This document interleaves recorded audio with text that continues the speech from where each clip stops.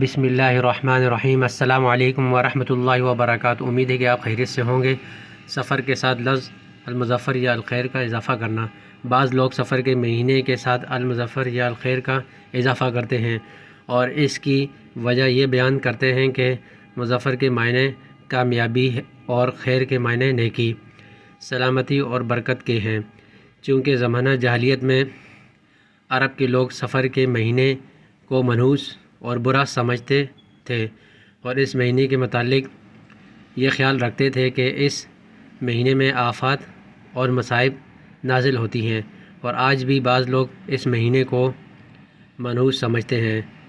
اس لیے اس مہینے کو صف المظفر یا صف الخیر کہتے ہیں، تاکہ اسے نحوست والا مہینہ نہ سمجھا جائے بلکہ کامیابی اور خیر کا مہینہ سمجھا جائے۔ واضح رہے کہ اس مہینے کے ساتھ المظفر یا الخیر کا اضافہ کسی حدیث سے ثابت نہیں ہے۔ عام طور پر لوگ سفر کو صف الخیر کہتے ہیں۔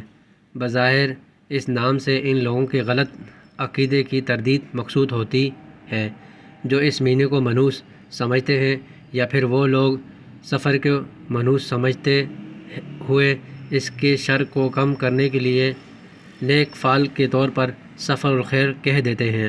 لہذا سفر کے ساتھ الخیر یا المظفر کا لاحقہ لگانے کو اس مہینے کے نام کا لازمی حصہ نہیں سمجھنا چاہیے۔